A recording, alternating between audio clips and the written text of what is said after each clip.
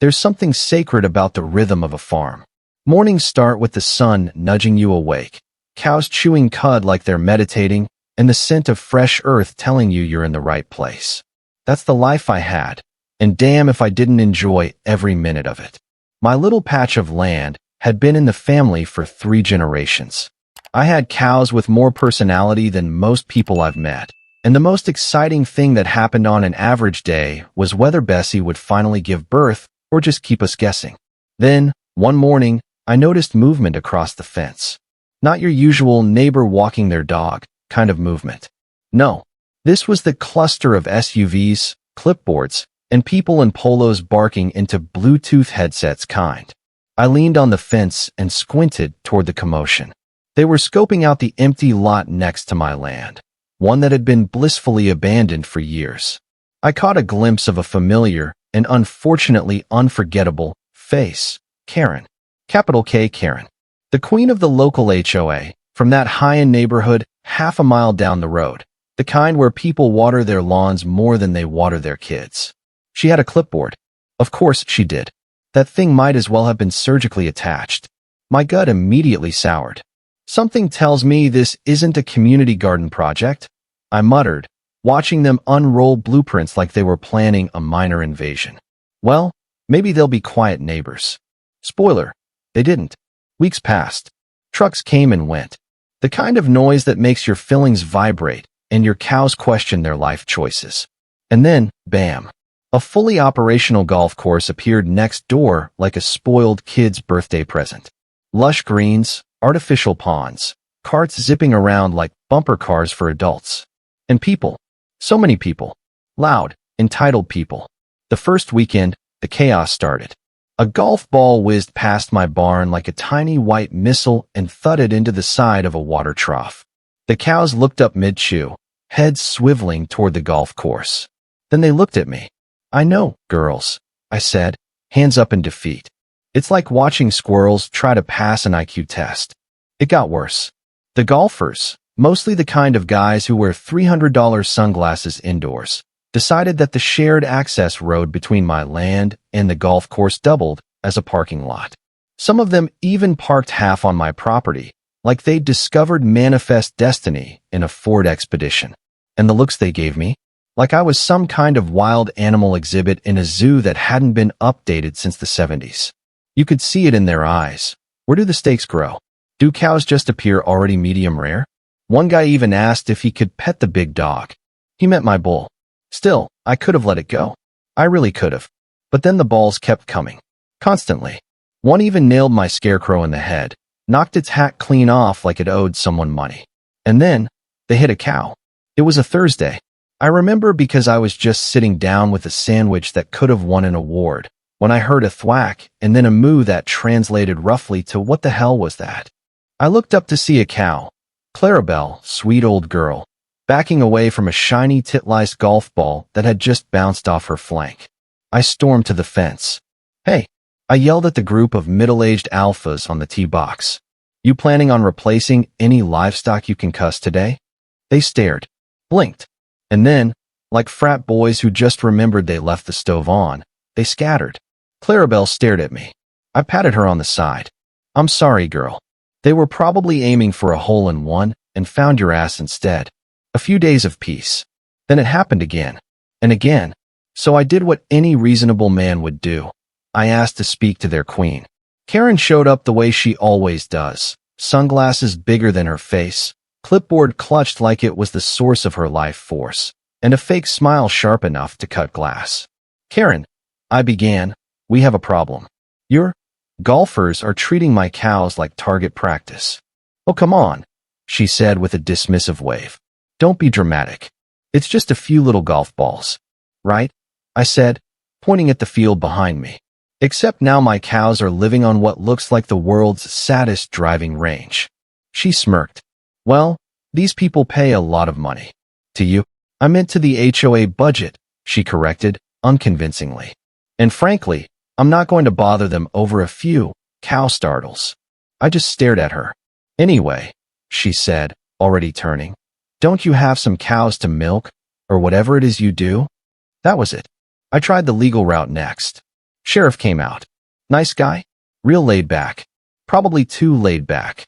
Look, I get it, he said, chewing on a toothpick like it was a career. But this sounds more like a civil matter. Nothing criminal about a golf ball going rogue. No crime. I pointed to the field. My land looks like a tit-liced breeding facility. At this point, I'm tempted to start charging rent. I hear you, he said. But unless they're doing it on purpose, what if something flies back in their direction? He raised an eyebrow. Just don't cross any lines. I smiled. Oh, I won't. I'll respond in my own way. He gave me a look. Just keep it civil. Absolutely, I said. Civil as Sunday dinner. He left. I sat on my porch steps, cows munching nearby, watching as another damn golf ball bounced near the barn. Clarabelle looked at me again. I know, I muttered. He said not to go overboard. Then I grinned. But what if we build something just big enough to get our point across? I remembered the summer of '89. Me, my cousin Tommy, and an old physics book. We built a catapult out of pure boredom and 3 stolen fence posts. It flung pumpkins clear over the chicken coop. Good times. Materials? I glanced toward the barn. Check. Ammo. I looked at the cows. Oh, we got plenty. Clarabelle let out a low moo. She knew what I was thinking. Ladies, I said, standing up, it's time for some organic feedback. The next morning, I got up before sunrise. Not because I'm some inspirational 5 a.m. club kind of guy, but because I was too excited to sleep. I had a plan, and for once it didn't involve fixing fences or hosing down a cow with indigestion.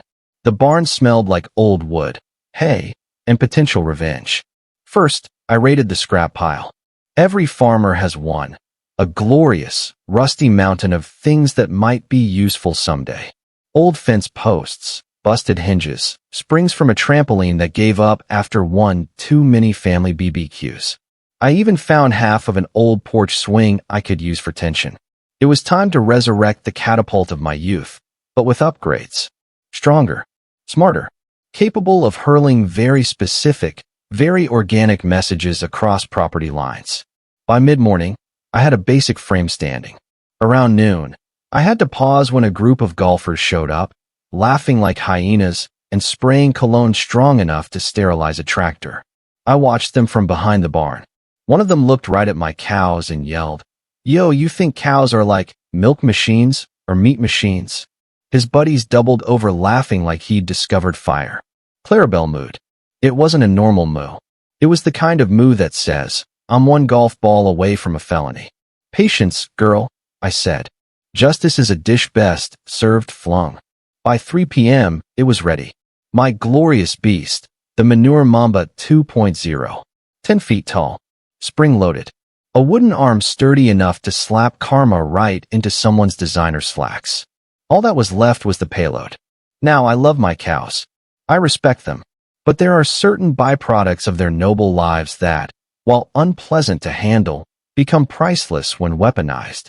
I loaded the first bucket like a medieval artilleryman preparing for siege. Clarabelle approached and looked at me. This is for you, I said. And Bessie, and every traumatized udder in this pasture. She blinked slowly. It felt like approval. For 15 p.m., they started showing up. SUVs with matte black paint jobs. Golfers in neon polos, high-fiving like they'd just discovered gravity. The course buzzed with energy and privilege. I waited, crouched behind the barn, adjusting the trajectory knob like a caffeinated artillery officer. And then, thunk. The first ball landed near my trough. I picked it up, examined the logo, custom printed with Bryce & Company. Finance. Well, Bryce, I said, slipping it into my pocket. Welcome to the scoreboard. I peeked around the barn. They were grouped around the third hole, sipping something with lime wedges and bragging about stocks or hair transplants. Time for the counterattack. I wheeled the catapult into position just behind the barn, where it couldn't be seen from the course. Like a ghost.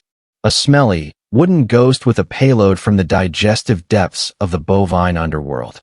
Ladies and gentlemen, I muttered. Welcome to the Manure-geddon. I pulled the release cord. Flump. The payload soared. The first shot overshot slightly and caught some poor bastard off to the side, minding his own business. There was a wet slap, a yelp, and then silence. Nobody noticed. He froze like a deer in the world's worst mudslide. I adjusted the aim. Wind correction. Target. Smugness. Second shot. Dead center. It landed on a group huddled around the fifth hole. There was a pause, then screaming. One guy fell over backward into a sand trap, flailing like he was being eaten by invisible ants. Another tried to outrun the splash zone. He didn't make it. 2-1. Let's make it a blowout, I whispered, already reloading. Clarabelle mooed again, louder this time. The other cows lined up, like a row of four-legged generals overseeing battle strategy. Third shot. The golf cart guy. Right as he leaned over to adjust something near the steering wheel. Splat. Direct hit. He screamed, lost control, and the cart veered off the path and rolled gently into the decorative pond near the course entrance. Cue the chaos. What the hell is that? Is that, oh God, it's in my mouth. My shoes. My Gucci shoes. I leaned casually against the side of the barn, chewing on a piece of straw like an old Western villain who moonlighted as a fertilizer engineer. The fourth volley went straight into the most overdressed group yet. They were the ones that always looked like they were auditioning for a reality show called Real Housewives of Tea Time.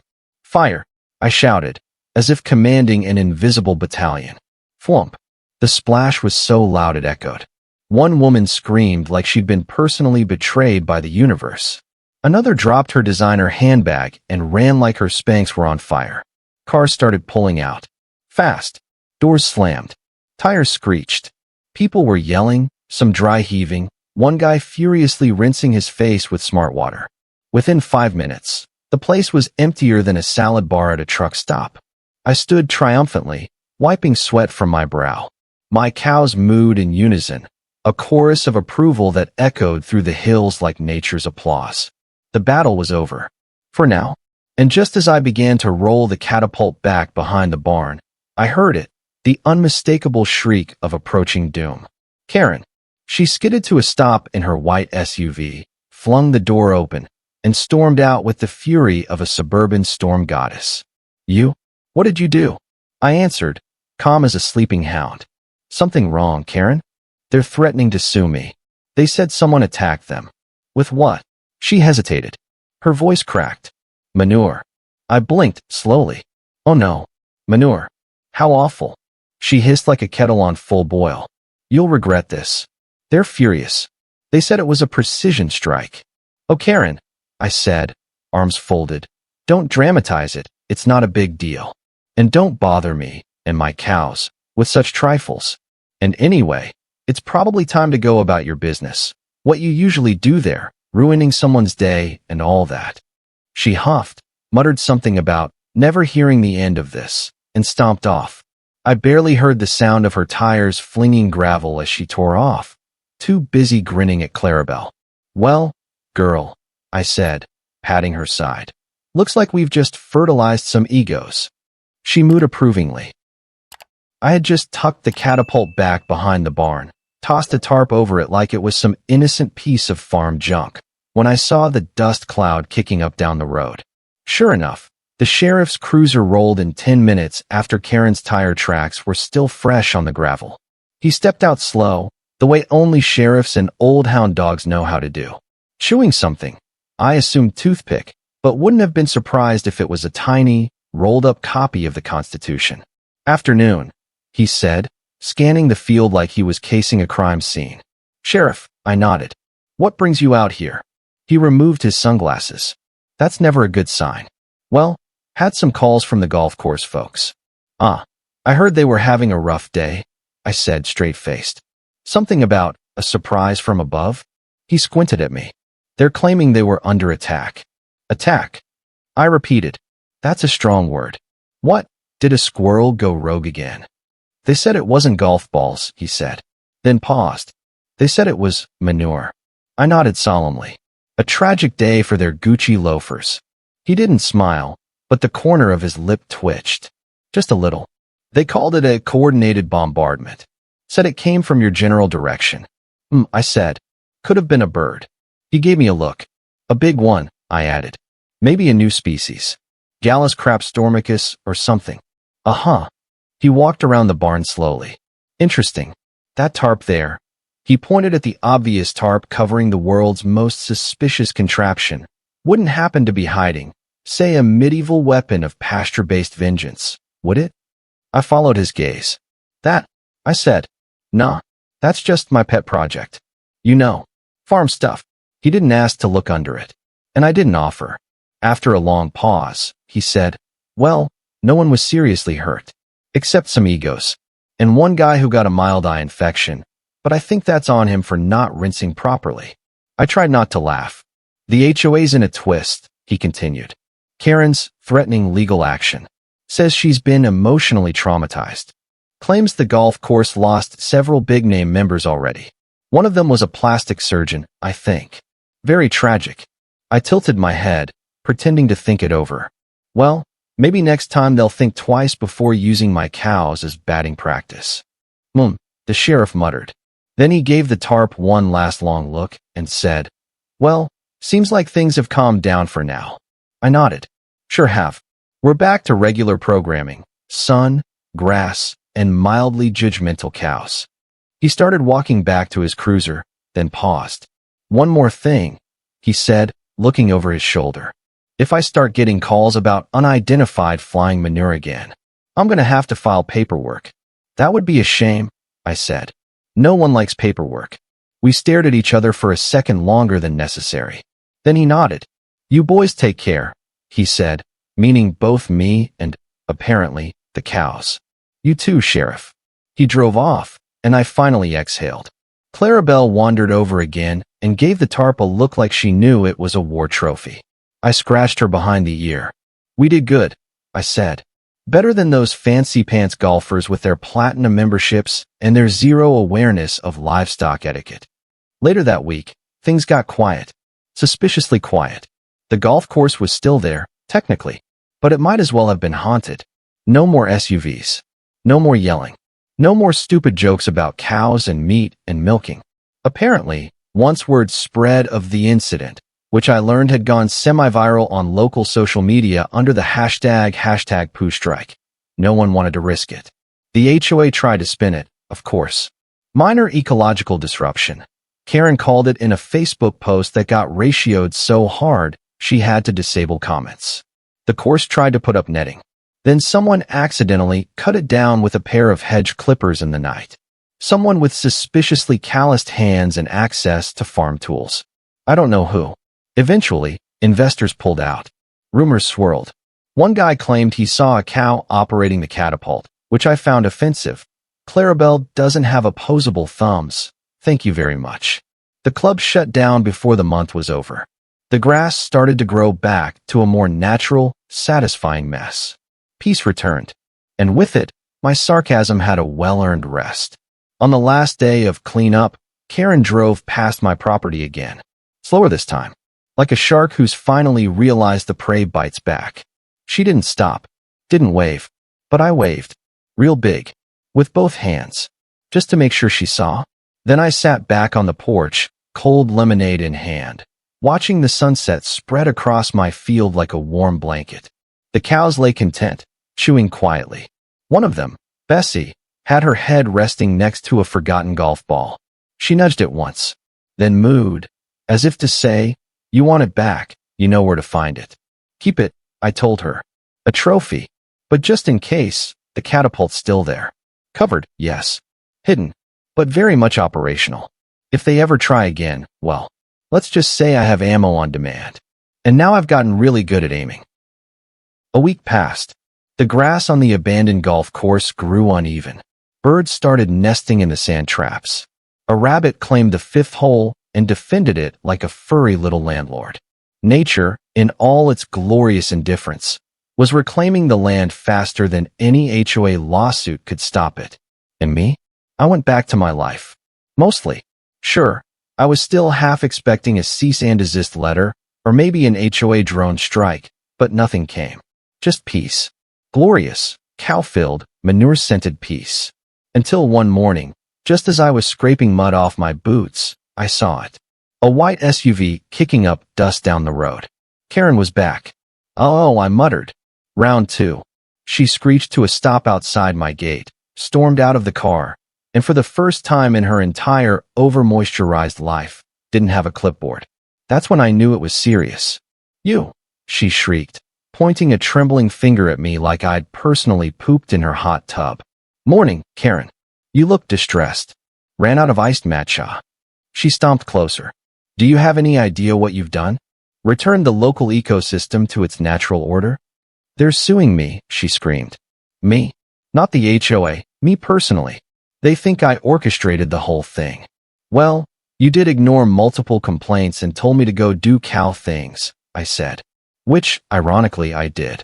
She was full-on red in the face now. "Do you think this is funny?" I blinked. "I think it's hilarious, Karen." She let out a guttural growl, usually reserved for banshees and toddlers in toy stores. They said it was tactical. They described it as a coordinated fecal offensive. They think I'm part of some rural terrorist cell. That one got me. I bent over, laughing so hard I nearly fell into the water trough. Clarabelle mooed as if to say, "Told you this was going to be good." Karen did what Karens do when they lose. She threatened me with vague consequences and ran away crying in designer heels. Which, honestly, made the whole thing worth it twice over. But she wasn't the only one affected. Oh no, word had spread. It started with whispers. Kids on bikes dared each other to ride past my place after dark. One even tried to get close to the barn to see the machine. But Clarabelle chased him off like an angry nun. Local Reddit threads popped up. Mystery farmer strikes back. Golf course closed after flying cow bombs. And is the cowpocalypse real? Someone even tagged my fence with spray paint. UFN, unidentified flying manure. I didn't bother painting over it. Honestly, kinda loved it. Then came the reporters. I was sitting on the porch with my boots off and a glass of sweet tea when a local news van rolled up. Out popped a lady in heels too high for gravel and a cameraman who already looked like he regretted his career choices. "Hi," she said too brightly. "Can we talk to you about what locals are calling the Great Manure War?" I blinked. "Is that what they're calling it now? We just want to get your side of the story." I thought about it. I looked at the catapult, still tucked behind the barn, still camouflaged under the world's ugliest tarp. Then I looked at Clarabelle, who mooed in a way that clearly meant no comment. "Nah," I said. "I think the story tells itself." They left disappointed. I wasn't trying to go viral. I just wanted my cows to stop living in a golf ball minefield. But the internet had other plans. Some genius teenager made a YouTube animation of cows launching poop from a trebuchet while dramatic music played in the background. 10 million views in a week. Merch followed. T-shirts. Stickers. A mug that said, "Don't make me catapult you," with a cartoon cow looking mildly homicidal. I didn't get a cut, of course. But I did get something better. Respect. Not from the HOA. Not from the influencers. From the people who mattered. Farmers. Ranchers. The postman who'd been chased by HOA security once for delivering a package 5 minutes past the quiet hour. They stopped me at the feed store. "You the guy?" "What guy?" "The catapult guy." "Maybe." And every time, they smiled. Good. By the end of the month, the golf course was a swamp of weeds and regret. HOA meetings turned into screaming matches.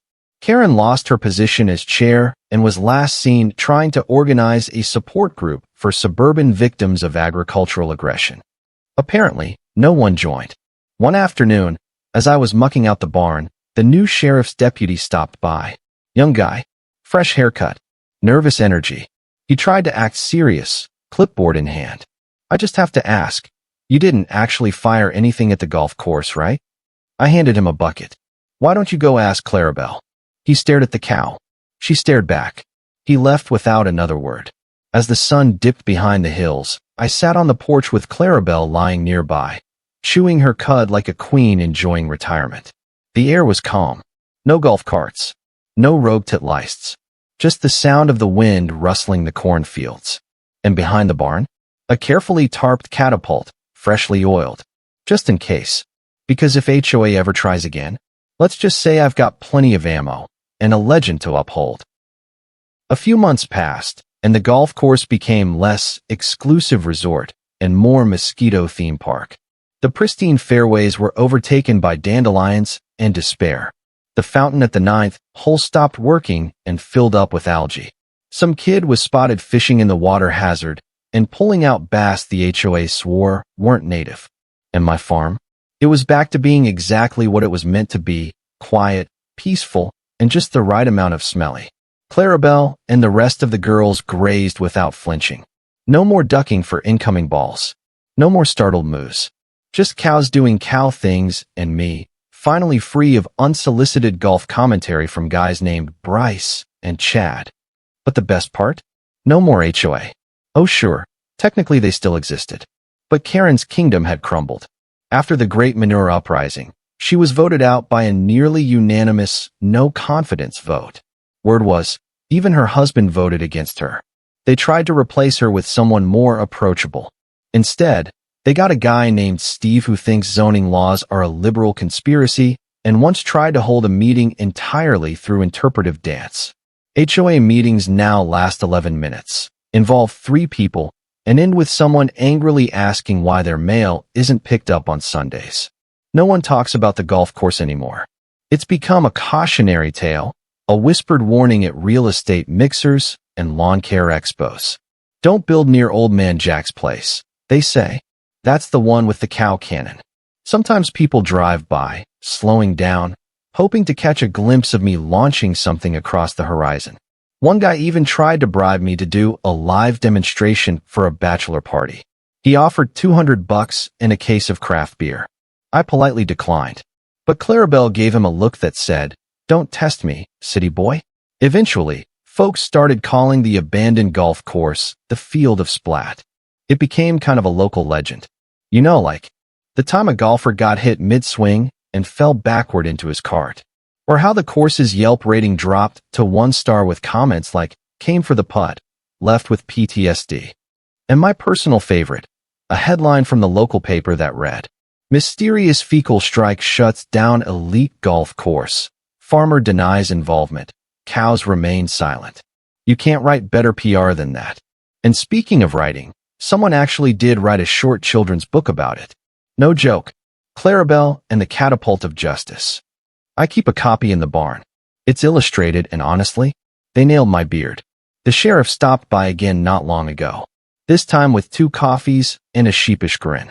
"Figured you earned this," he said, handing me a cup. "Appreciate it," I said, sipping it while we both looked out at the empty course.